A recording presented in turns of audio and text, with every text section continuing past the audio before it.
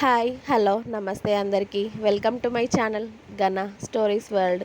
Story చదివే ముందు ప్రతి ఒక్కరూ నా ఛానల్ని సబ్స్క్రైబ్ చేసుకోండి. ఇక స్టోరీలోకి వెళ్ళిపోదాం. Romance killer episode 29.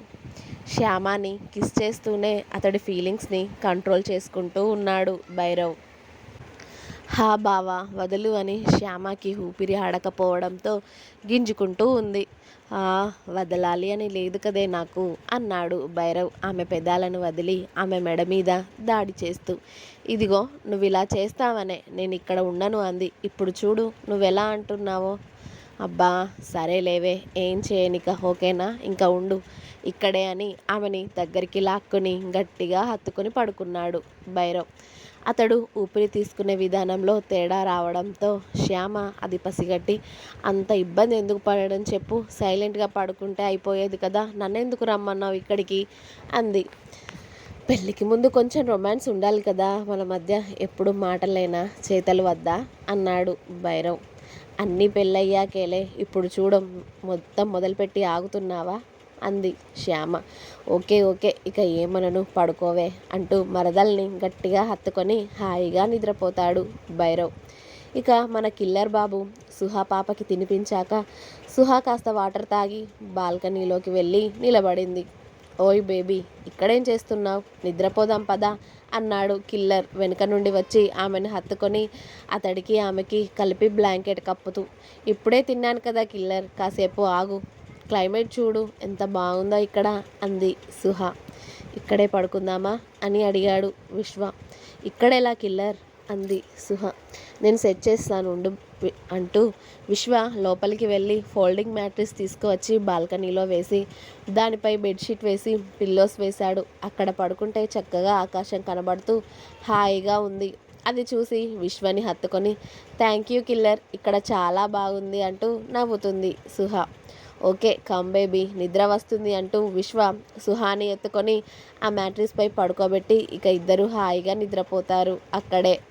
అదంతా విశ్వ హౌస్కి కాస్త దూరంలో నిలబడి చూస్తూ ఉన్న ప్రణవ్ కళ్ళు ఎర్రగా మారిపోయి నిప్పులు కక్కుతున్నట్టుగా ఉన్నాయి. రేయ్ నిన్ను వదలనురా, తను నాది సుహా, నువ్వు వాడితో ఉండడం నాకు నచ్చట్లేదు. కొన్ని రోజుల్లో నిన్ను వాడి నుండి నా దగ్గరికి లాక్కుంటాను, చూస్తూ ఉండు అంటూ పగతో రగిలిపోతూ అక్కడ నుండి అతడి కారు తీసుకొని చాలా ఫాస్ట్గా వెళ్ళిపోయాడు ప్రణవ్. ఇక్కడ హాయిగా పడుకున్న రెండు జంటలు కూడా మార్నింగే లేచి బ్రేక్ఫాస్ట్ ఫినిష్ చేసుకొని విశ్వాకి భైరవ్కి ఏదో పని ఉండడంతో బయటికి వెళ్ళారు. ఇక ఇంట్లో సుహా పాప శ్యామ పాప చక్కగా ముచ్చట్లు చెప్పుకుంటూ కాలాన్ని వెళ్ళదీస్తూ ఉన్నారు. అవునక్క నిన్నొకటి అడగాలి అంది శ్యామ టీవీ చూస్తూ పాప్కార్న్ తింటూ. అడుగు షావా అంది సుహా కూడా సేమ్ పాప్కార్న్ తింటూ. మీకు పెళ్ళయ్యి దగ్గర ఎన్ని నెలలు అవుతుంది అని అడిగింది శ్యామ. 9 months అవుతుంది శ్యామ అని చెప్పింది సుహ. అవునా, అవును ఎందుకు అడిగావు శ్యామ అంది సుహ. ఇంకా మీ కిల్లర్ సార్కి గుడ్ న్యూస్ చెప్పలేదా నువ్వు అని అంది శ్యామ. ఇంకా 1 year కూడా కాలేదు కదా శ్యామ అంది సుహ. ఆ రోజులు త్వరగా రావాలి అని కోరుకుంటున్నానక్క. నేను చక్కగా మీ పిల్లల్ని ఎత్తుకొని ఆడిస్తాను నేనైతే అని చాలా సంబరంగా చెప్పింది శ్యామ. మాకు నువ్వు భైరవ్ తప్ప ఎవరున్నారులే, మా పిల్లల్ని నువ్వే ఆడిద్దులే అంది సుహా కూడా. మేము ముందు మీ పిల్లల్ని చూస్తేనే కదా అక్క తర్వాత నాకు పుట్టే పిల్లల్ని ఎలా పెంచాలో తెలుస్తుంది. అందుకే నువ్వు త్వరగా కనేసావనుకో చక్కగా వాళ్ళని ఎలా పెంచాలో నేను తెలుసుకుంటాను అంది శ్యామ. ఓయ్ అదేమైనా నా చేతుల్లో ఉందా అంది సుహ. ఎందుకు లేదు ఎందుకు లేదు, ఆ కిల్లర్ సార్ రోజు నిన్ను మధ్యాహ్నం 12 గంటల వరకు వదలడు రోజు మధ్యాహ్నం, అలాంటిది ఇంకా ఎందుకు అవ్వడం లేదు మీకు అంది శ్యామ. అబ్బా శ్యామ నిజంగా నీకు సిగ్గులేదు, భయం లేకుండా తయారవుతున్నావు, ఉండు భైరవ్కి చెప్తాను నీ సంగతి, నిన్ను దారిలో పెడతాడు అని సిగ్గుతో అక్కడ ఉండలేక సుహా నవ్వుకుంటూ తన రూమ్కి వెళ్ళిపోయింది. అబ్బో మా అక్కకి చాలా సిగ్గే వచ్చేస్తుంది, నువ్వు చెప్పే గుడ్ న్యూస్ కోసం ఇక్కడ నేను అక్కడ రీడర్స్ చాలా ఎదురు చూస్తున్నారు తెలుసా అని అంది శ్యామ సుహాకి వినబడేలా.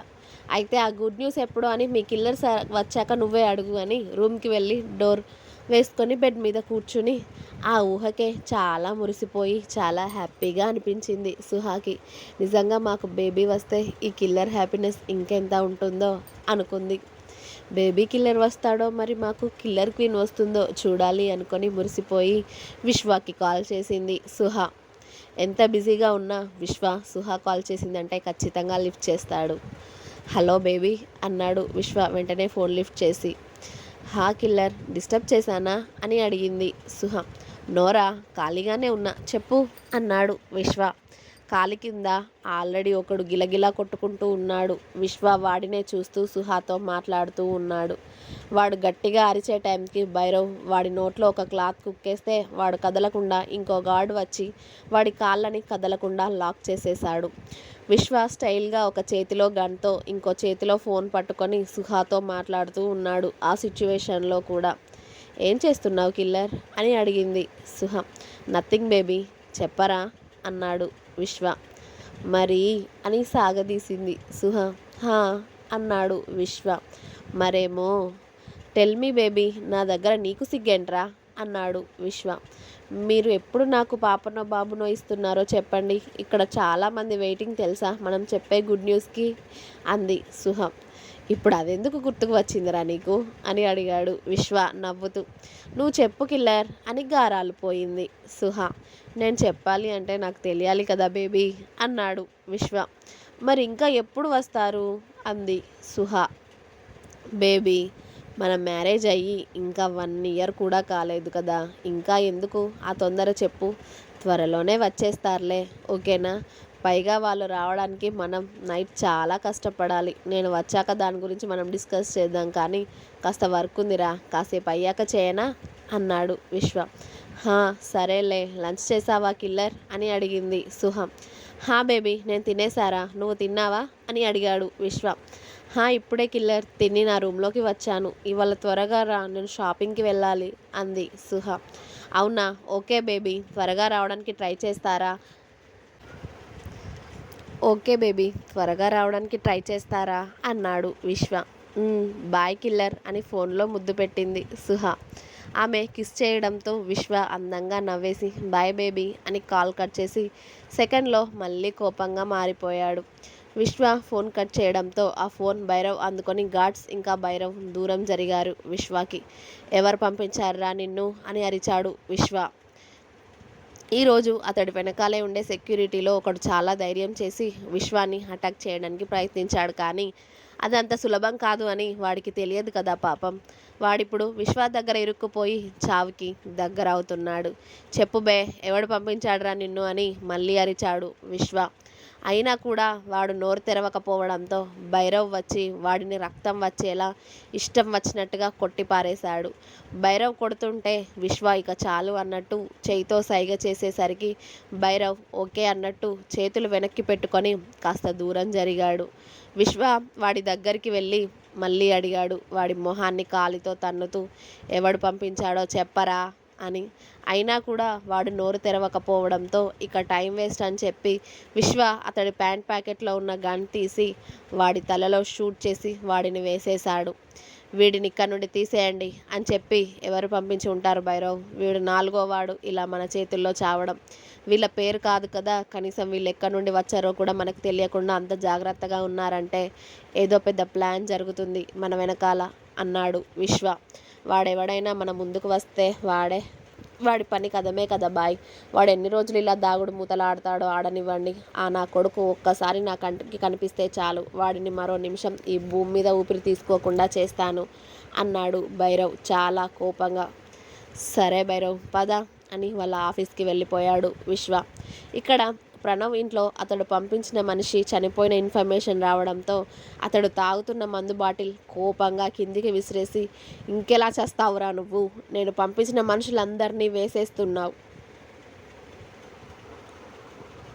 కానీ నువ్వు నన్ను కనుక్కోలేవురా. నీ చావు నా చేతుల్లోనే రాసి పెట్టినట్టుంది, అందుకే ఎవ్వరూ నీ మీద చేయి వేయలేకపోతున్నారు, కానీ నువ్వు నన్నేం పీకలేవురా. నీ చావు మాత్రం ఖచ్చితంగా నా చేతుల్లోనే ఉంది. జస్ట్ వెయిట్, నేను నీ ముందుకు వచ్చే టైం ఆసన్నమైంది అనుకుంటూ ఉన్నాడు ప్రణవ్.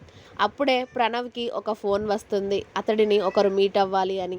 ఓకే, నేను ఇంట్లో ఉన్నాను, ఇప్పుడు కుదరదు, మనం కాఫీ షాప్లో కలుద్దామని ఒక అడ్రస్ చెప్పి ఫ్రెష్ అయ్యి ఇంట్లో నుండి ఒక వ్యక్తిని కలవడానికి బయటికి వెళ్ళాడు కార్లో.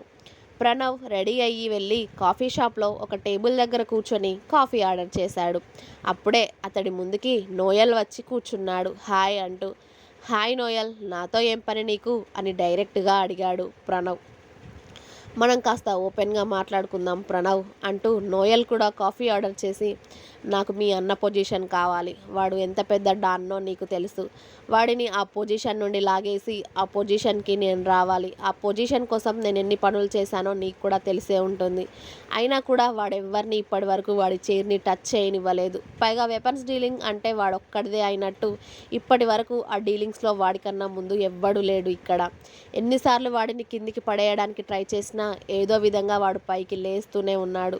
పైగా డ్రగ్స్ బిజినెస్ని ఎవరిని చేయనివ్వట్లేదు, వాడు చేయనివ్వట్లేదు. వాడు డ్రగ్స్తోనే కదా అసలు డీలింగ్ అంటే, కానీ వీడేదో పెద్ద మంచి పనులు చేస్తున్నట్టు మిగతా వాళ్ళందరి కడుపు కొడుతున్నాడు. ముందు వాడిని ఆ పొజిషన్ నుండి లాగితే కానీ మాకు ఈ డ్రగ్స్ బిజినెస్ డీలింగ్ సాఫీగా సాగదు. అందుకే మీ అన్నని ఏదో విధంగా ఆ పొజిషన్ నుండి లాగేసి వాడిని వేసేద్దామని చూస్తున్నాం. నేనే కాదు, వాడిని చంపాలని ఎంతోమంది ఎదురు చూస్తున్నారో నీకు కూడా తెలుసు కదా అన్నాడు. తెలుసు, దానికి నేనేం చేయాలి అని కళ్ళు ఎగరేశాడు ప్రణవ్ కాఫీ సిప్ చేస్తూ. నోయల్ కూడా కాఫీ తాగుతూ, మీ అన్నని వేసేయడంలో నాకు నీ హెల్ప్ కావాలి అన్నాడు. నా అన్నని చంపుతాను అని నా ముందే మాట్లాడుతున్నావా నువ్వు అన్నాడు ప్రణవ్. ఆల్రెడీ నువ్వు నీ అన్నని చంపడానికి ఎన్ని ప్లాన్లు వేసి ఫెయిల్ అయ్యావో నాకు తెలుసు ప్రణవ్ అన్నాడు నోయల్. ఇంకా ఉంది, నెక్స్ట్ ఎపిసోడ్ రేపు వస్తుంది, వెయిట్ చేయండి. మీకు కనుక నా స్టోరీ నచ్చినట్టయితే లైక్ చేయండి, షేర్ చేయండి, కామెంట్ చేయండి, అలాగే సబ్స్క్రైబ్ చేసుకోవడం మాత్రం అస్సలు మర్చిపోకండి. Please subscribe my channel Gana stories world. Thank you, bye.